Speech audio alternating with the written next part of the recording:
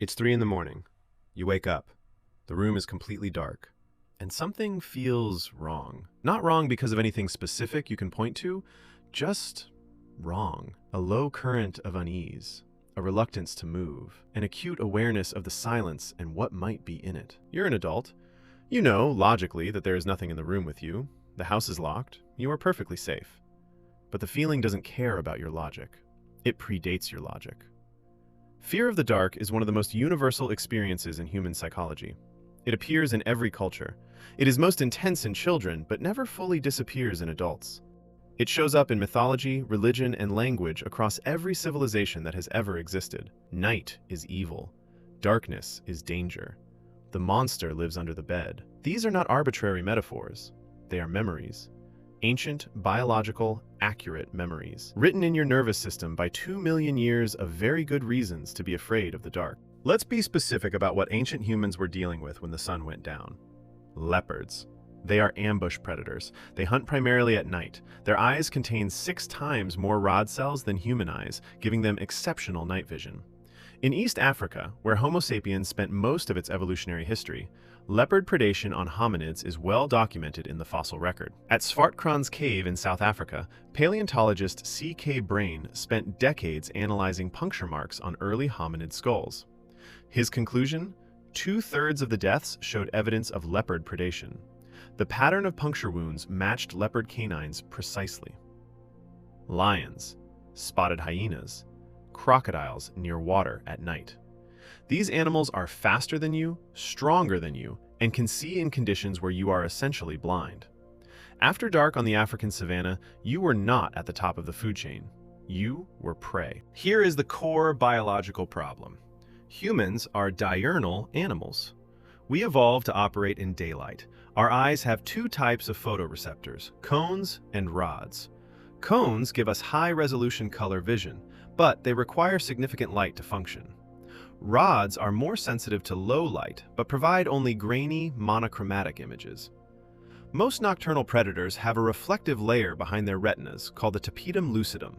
It amplifies available light, bouncing it back through the photoreceptors a second time. This is why their eyes glow in the dark when light hits them. Humans do not have this structure. In full darkness, human vision provides almost no useful information. We cannot determine movement direction. We cannot distinguish threat from non-threat. And this is the fundamental equation that drives the fear. Information equals control. Darkness equals no information. No information equals no ability to assess threat. The ancient brain's response to that equation is not irrational. It is correct. Treat the dark as dangerous until proven otherwise. Because in the ancestral environment, it was. The amygdala is the brain's threat detection center. It is fast. It operates before the prefrontal cortex. The rational, verbal, deliberating brain can weigh in. And here is what research on the amygdala tells us about darkness. The amygdala doesn't just respond to known threats. It responds to ambiguity, to uncertainty, to situations where threat cannot be ruled out. In a 2012 study, neuroscientists at the University of Toronto found that darkness caused a significant increase in amygdala activation, independent of other fear stimuli. Darkness itself was enough to trigger elevated threat processing. Why? Because darkness maximizes uncertainty. In the dark, the brain cannot verify whether it is safe. And the amygdala's operating principle is, when in doubt, prepare for danger. This is called negativity bias. It is not a flaw. It is an asymmetric survival strategy. Being wrong about a threat costs you very little. Being wrong about safety when a threat exists costs you your life. The calculus favors hypervigilance in the dark, every time. And the amygdala knows this. Children's fear of the dark is more intense than adults, and this makes evolutionary sense. Fear responses in children are uncalibrated. They haven't accumulated the experience that allows the brain to dampen an alarm when it has repeatedly proven false. A child sleeping alone in a dark room is, from an evolutionary perspective, in a genuinely high-risk scenario. Small body, no defensive capability, separated from caregivers, vulnerable to any threat that moves in the night. The fear is not developmentally inappropriate. It is developmentally appropriate and calibrated to the ancestral environment in which the child would have spent its nights close to adults, close to fire, protected by the group. The modern context, a child alone in a separate bedroom with the lights off, is the evolutionarily novel situation. The child's brain is running ancient software in a modern environment. And the software is saying, this is wrong, this is dangerous, be afraid. Humans may be the only animal that deliberately creates light to extend the day. The control of fire, at least 400,000 years ago, possibly much earlier, did not just provide warmth and a way to cook food. It provided a circle of visibility in the dark.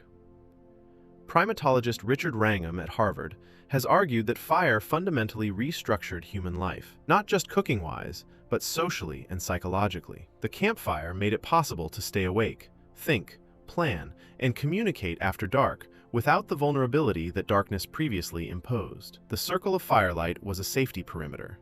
Inside the light, you could see. You could monitor the edges. You could identify approaching threats. The darkness beyond the fire's reach was still dangerous. But the fire carved a space of visibility and control out of the night. This is why the campfire is one of the most universally soothing experiences humans have. It is not nostalgia, it is relief. The specific relief of light in a dark world. You carry this evolutionary history into your modern bedroom every night. The nightlight, the television left on, the phone screen checked in the middle of the night. People often dismiss these behaviors as childish or irrational. They're neither. A nightlight provides low-level information about the room. It allows the visual system to conduct minimal threat monitoring even during sleep. The amygdala, operating on its ancient calculus, registers the available light as a reduction in uncertainty and reduces its alert level accordingly. The sound of a television provides the same reassurance that voices in a cave would have. Auditory evidence that you are not alone, that other humans are present and alert. These are not quirks. They are ancient comfort mechanisms being run on modern hardware.